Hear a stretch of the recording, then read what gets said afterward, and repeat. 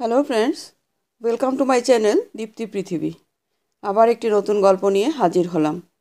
গল্পটি ভালো লাগলে লাইক এবং কমেন্ট করবেন এবং আমার চ্যানেলটিকে সাবস্ক্রাইব করে আমার পুরো গল্পটি শুনে পাশে থাকবেন। ছেলেবেলা থেকে কারুর সাথে মিশত না পলাশ, তবে বন্ধু বলতে একটাই ছিল, আকাশ। ওদের মধ্যে এই ভাব, বন্ধুত্ব খুবই সুন্দর ছিল।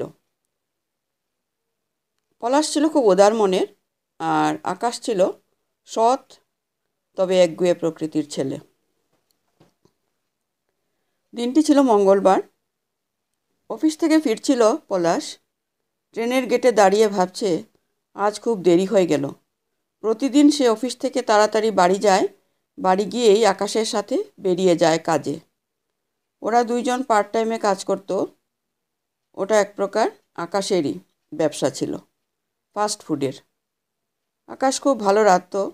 প্রতিদিন রাত 9টা থেকে 11টা একটা আদিবাসী এলাকার মিলের সামনে ভ্যান নিয়ে দাঁড়াতো দুইজনে।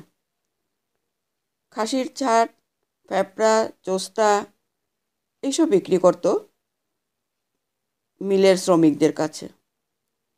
কাস্টমার বেশি হওয়ায় কম টাকায় বিক্রি করত। পলাশ আকাশের কাছে অনেকদিন ধরে একটা রিকোয়েস্ট করছে, যাতে ওইখানে তারও একটা ভ্যান দাঁড় করানোর অনুমতি স্থানীয় গ্রাম পঞ্চায়েতের প্রধানের কাছ থেকে অ্যাপ্রুভ করিয়ে দেয়। কারণ আকাশের সাথে ওনার খুব চেনা জানা। শুধু পঞ্চায়েত না, মিলের যে বাবুরা আছেন তাদেরও খুশি করতে হবে, মানে ওদের ফ্রিতে খাবার দিতে হবে মাঝে মধ্যে, তাহলে ব্যাস যত খুশি ব্যবসা করো। আজকাল পলাশ একাই আকাশের ব্যবসা দেখছে, কারণ ইদানিং রোজ রাতে আকাশ অন্য কাজে বাইরে থাকে।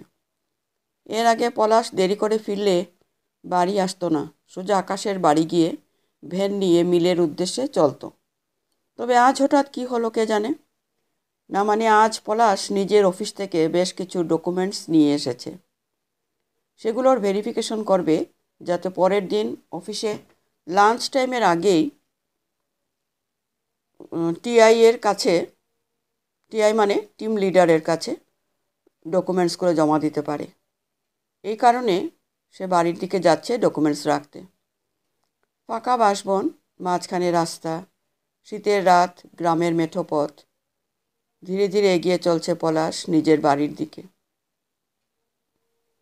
বাড়ি যাচ্ছিস পলাশ? কথাটা শুনে পলাশ থমকে দাঁড়িয়ে যায়। পেছন ফিরে তাকিয়ে দেখে একটি লোক দাঁড়িয়ে আছে।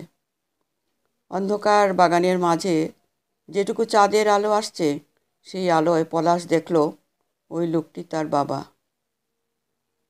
পলাশের তখনই মনে পড়ে গেল বছর 10 আগের ঘটনা, যখন সে 18 বছরের যুবক ছিল। একবার বাড়িতে পলাশ ও তার দাদার সাথে মারপিট হয়েছিল। সেই সময় পলাশের বাবা যখন ভাইয়ে ভাইয়ে ঝামেলা মেটানোর চেষ্টা করছিল, পলাশ বেশ জোরে জোরে নিজের দাদার নামে উল্টোপাল্টা কথা বলছিল। এই কারণে পলাশের বাবা পলাশকে কষিয়ে একটি থাপ্পড় মারে। পলাশ সেই দিন প্রথম বাবার মুখে মুখে কথা বলেছিল, গায়ে হাত তুললি কেন? আমার গায়ে হাত দিবি না। এই বলে পলাশ বাড়ি ছেড়ে বেরিয়ে যায়। পলাশের বাড়ির লোকেরা ভেবেছিল পলাশ হয়তো এমনি পাশের পাড়ায় গেছে, চলে আসবে। কিন্তু রাত 12টা বেজে যায়, ঘড়িতে ছেলের খবর নেই। তখন পলাশের বাবা মায়ের চিন্তা বাড়তে থাকে। তারা এদিক ওদিক খুঁজতে শুরু করে। বছর 71-এর সতীশবাবু ছেলে হারানোর চিন্তায় ওই রাতেই অসুস্থ হয়ে পড়েন। তখন পাড়ার কিছু ছেলের সাহায্যে হাসপাতালে পাঠানো হয়। সাথে ছিলেন পলাশের দাদা। পলাশের মা তখনও ছেলেকে খুঁজে যাচ্ছে।